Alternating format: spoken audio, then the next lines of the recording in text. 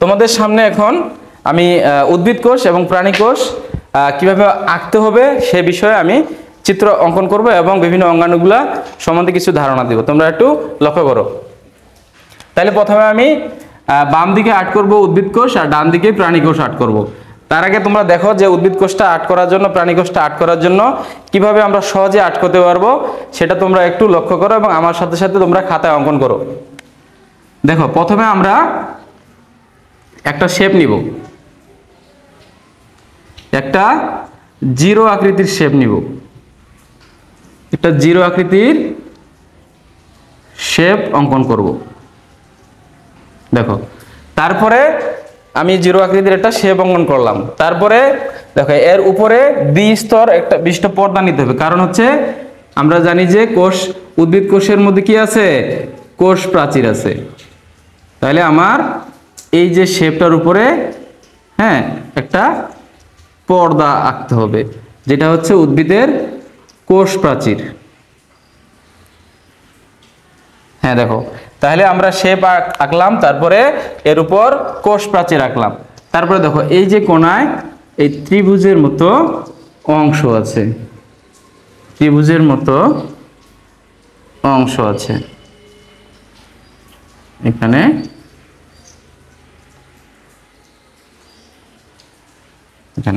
তারপর দেখো, এইখান থেকে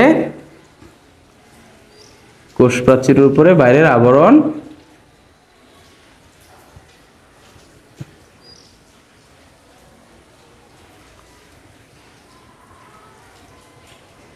কোষ প্রাচীর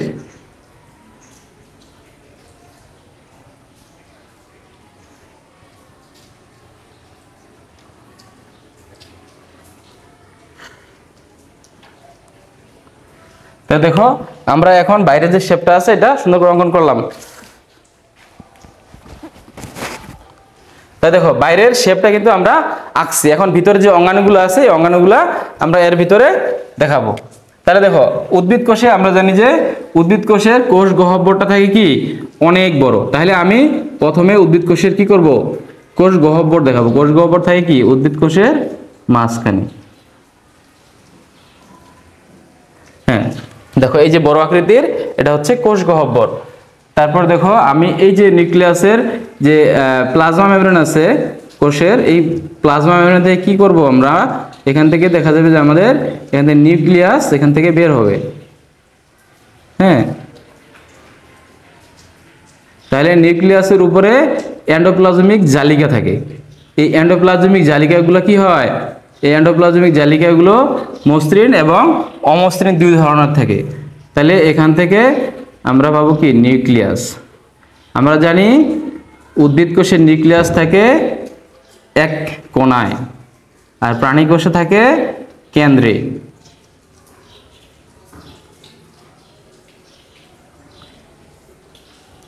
দেখো, এই নিউক্লিয়াস থেকে এই সাইডে সুতার মতো যে অঙ্গাণুগুলো আছে এগুলাকে বলি আমরা ক্রোমাটিন তন্তু। আর মাঝখানে এই যে ফোটা ফোটা নিউক্লিয় প্লাজম অবস্থিত। এটা নিয়ে আমাদের নিউক্লিয়াস গঠিত। তারপর দেখো, নিউক্লিয়াসের নিচে আছে কি, নিউক্লিয়াসের নিচে ভাস্কুলার বান্ডিল, নিউক্লিয়ার ভিসে হচ্ছে এন্ডোপ্লাজমিক রেটিকুলাম।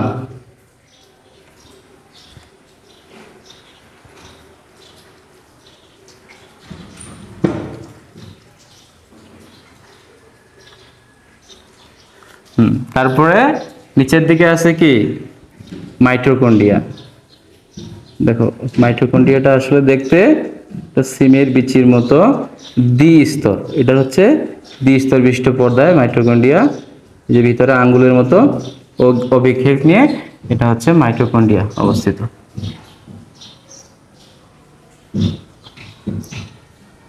মাইটোকন্ড্রিয়া। তারপর দেখো, এখানে আছে উদ্ভিদ কোষে কি আছে, আর আছে ক্লোরোপ্লাস্ট। এখানে আমরা ক্লোরোপ্লাস্টের চিত্র অঙ্কন করব।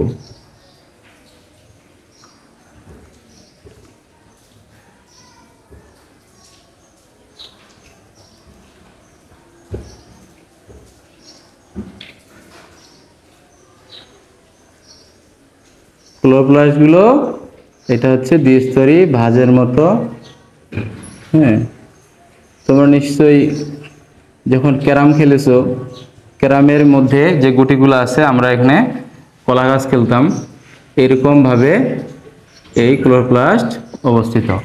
তারপর দেখো এর মধ্যে আর যে অঙ্গাণুগুলো আছে মোটামুটি আমি এগুলো আর্ট করলাম। নিচের দিকে থাকে ছোট আকৃতির লাইসোসোম থাকে, কিছু কিস্টি থাকে, আর এই যে ফোঁটা ফোঁটায়, এই ফোঁটায় ফোঁটায় কিন্তু অসংখ্য সাইটোপ্লাজম অবস্থিত থাকে। এখানে আমি আরেকটা মাইটোকন্ড্রিয়া দেখাইতে পারি, কারণ উদ্ভিদ কোষে অসংখ্য মাইটোকন্ড্রিয়া আছে। হ্যাঁ, কিন্তু তোমাদের সময়ের সুবিধার্থে অত অঙ্কন করতে হবে না, তোমরা কয়েকটা দেখাইলেই চলবে। তারপরে এখানেও একটা মাইটোকন্ড্রিয়া দেখাইতে পারি, বা কোষ প্রাচীরও দেখানো, ক্লোরোপ্লাস্টও দেখানো যায়।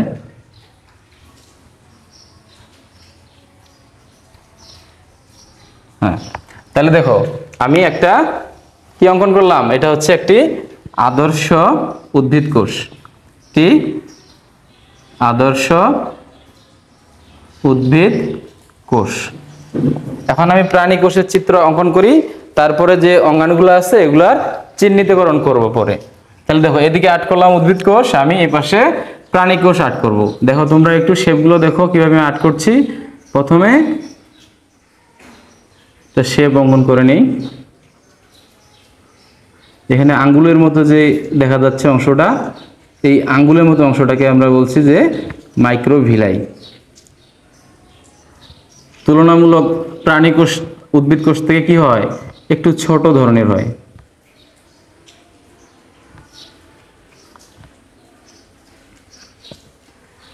দেখো তাহলে আমরা উদ্ভিদ কোষে কি পেয়েছিলাম, নিউক্লিয়াসটা পেয়েছিলাম একদিকে অবস্থিত, কিন্তু প্রাণী কোষে নিউক্লিয়াস থাকে কোথায়, নিউক্লিয়াস থাকে কেন্দ্রে অবস্থিত থাকে। তাহলে আমরা মাঝখানে নিউক্লিয়াস আঁকবো, মাঝখানে আমরা নিউক্লিয়াস অঙ্কন করব।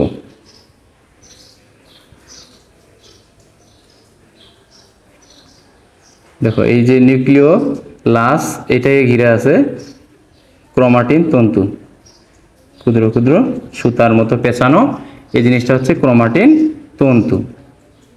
এটা হচ্ছে নিউক্লিয়ার প্রাচীর, নিউক্লিয়ার প্রাচীর।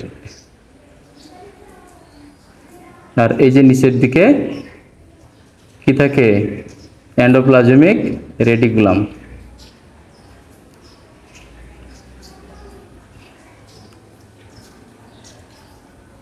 Endoplasmic reticulum. তাহলে দেখো মাঝখানে নিউক্লিয়াস অবস্থিত, আর নিউক্লিয়াসের উপরে, ঠিক উপরে সেন্ট্রিওল থাকে, একটি গোল ধরনের একটি সেন্ট্রোসোম থাকে। সেন্ট্রোসোমের মাঝখানে থাকে দুইটা ফোঁটা সেন্ট্রিওল, আর এই উপরে থাকে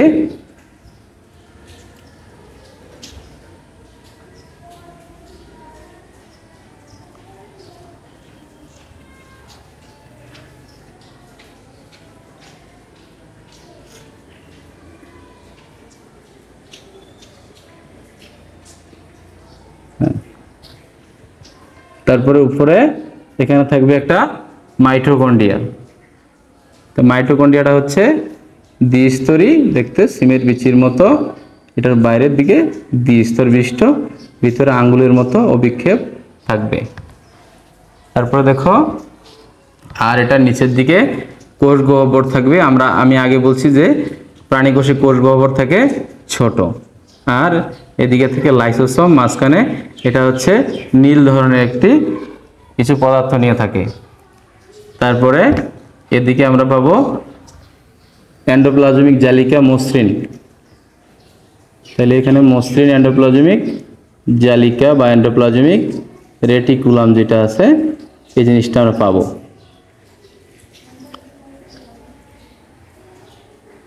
এন্ডোপ্লাজমিক রেটিকুলাম, এদিকেও এন্ডোপ্লাজমিক রেটিকুলাম পাবো।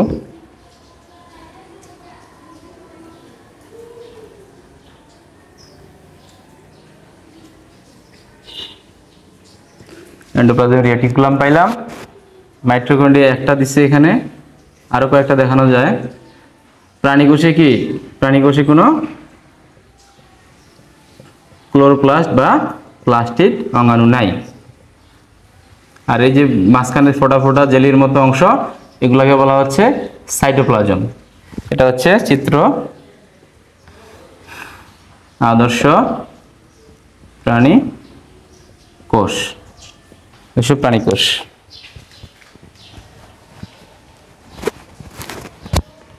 তাহলে দেখো শিক্ষার্থীবৃন্দ, আমি একটা উদ্ভিদ কোষ আর একটা প্রাণী কোষ যেটা অঙ্কন করছি। হ্যাঁ, তোমরা নিশ্চয়ই আমার সাথে সাথে এটা প্র্যাকটিস করছো। হ্যাঁ, তারপরে দেখো এখন আমি যে এই যে অঙ্গাণুগুলো আছে ভিতরে উদ্ভিদ কোষে আর প্রাণী কোষে, এই অঙ্গাণুগুলোকে এখন চিহ্নিত করব।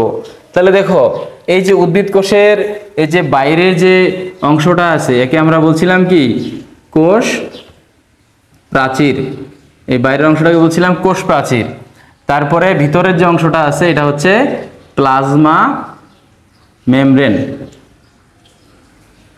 তোমরা অবশ্যই যখন চিত্র অঙ্কন করবা তখন কি করবা, পেন্সিল দিয়ে অঙ্কন করবা, কলম দিয়ে করলে হবে না। আর হচ্ছে যখন চিহ্নিত করবা তখন চিহ্নিত করার সময় একটা দাগের উপর যেন আরেকটা দাগ না পড়ে সেদিকে খেয়াল রাখবা।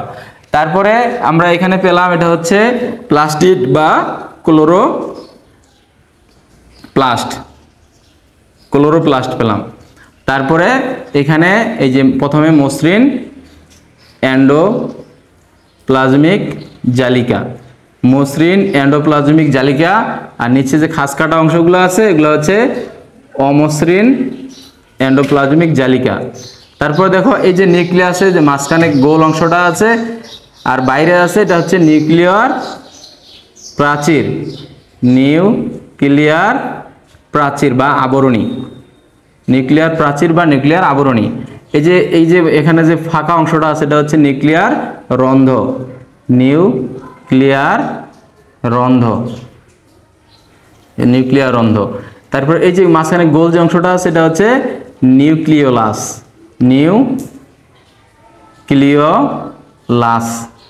তারপরে এই যে সুতার মতো পেঁচানো অংশটা আছে এগুলো হচ্ছে ক্রোমাটিন তন্তু। তারপরে দেখো এই যে মাঝখানে ক্রোমাটিন তন্তুর মাঝে ফোটা ফোটা যে অংশগুলো দেখা যাচ্ছে এগুলো হচ্ছে নিউক্লিওপ্লাজম। তাহলে দেখো এই যে 5টা অংশ আছে নিউক্লিয়াসের, এই 5টা অংশ নিয়ে পুরোটাকে আমরা বলতে পারি নিউক্লিয়াস। তারপর দেখো নিচে যে অংশগুলো আছে এগুলোকে বলছে গোলজি বস্তু বা গোলজি বডি বলা হয়। আর নিচে আছে এখানে মাইটোকন্ড্রিয়া।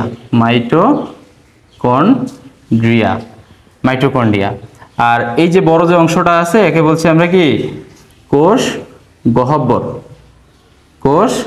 গহ্বর। আর এই যে ফোটা ফোটা যে অংশগুলো আছে ভিতরে জেলির মতো অসংখ্য যে অঙ্গাণুগুলো আছে এগুলাকে বলা হচ্ছে সাইটোপ্লাজম।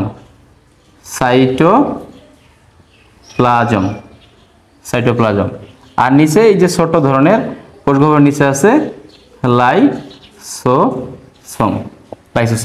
তাহলে দেখো শিক্ষার্থীরা যে উদ্ভিদ কোষের যে অঙ্গাণুগুলো আছে আমি সবগুলো চিহ্নিত করছি। এখন প্রাণী কোষের অঙ্গাণুগুলোকে আমরা চিহ্নিত করি।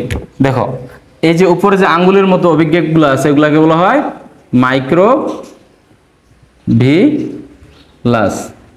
তারপরে হচ্ছে এই যে আছে এখানে মাইটোকন্ড্রিয়া উদ্ভিদ কোষ প্রাণী কোষ উভয়ে থাকে। তারপর দেখো এই যে এখানে আছে সেন্ট্রোসোম। তারপরে এখানে আছে নিউক্লিয়ার প্রাচীর বা নিউক্লিয়ার আবরণী। তারপরে আছে যে মাঝখানে কালো অংশটা আছে নিউক্লিওলাস। তারপরে দেখো এই যে সুতার মতো পেঁচানো অংশগুলো হচ্ছে ক্রোমাটিন তন্তু। আর এই যে ফাঁকা ফাঁকা যে ফোটা ফোটা যে আছে অংশগুলো এগুলো হচ্ছে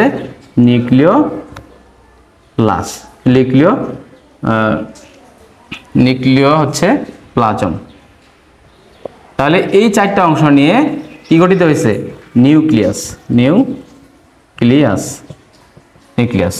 তারপর দেখো এই যে নিচের দিকে ছোট আকৃতির যে অংশটা আছে তার আগে এখানে যে এন্ডোপ্লাজমিক জালিকা আছে এটা হচ্ছে অমসৃণ এন্ডোপ্লাজমিক রেটিকুলাম।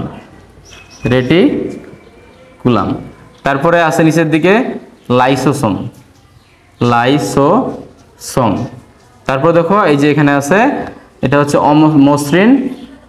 মসৃণ এন্ডোপ্লাজমিক রেটিকুলাম। আর এই যে ছোট্ট একটা অংশ আছে, আমরা বলছি যে প্রাণী কোষে আছে ছোট আর উদ্ভিদ কোষে বড়, এটা হচ্ছে কোষ গহ্বর। তাহলে দেখো শিক্ষার্থীরা, এই যে উদ্ভিদ কোষ আর প্রাণী কোষ দুইটার কি করলাম, আমরা চিহ্নিত চিত্র অঙ্কন করলাম এবং চিহ্নিত করলাম।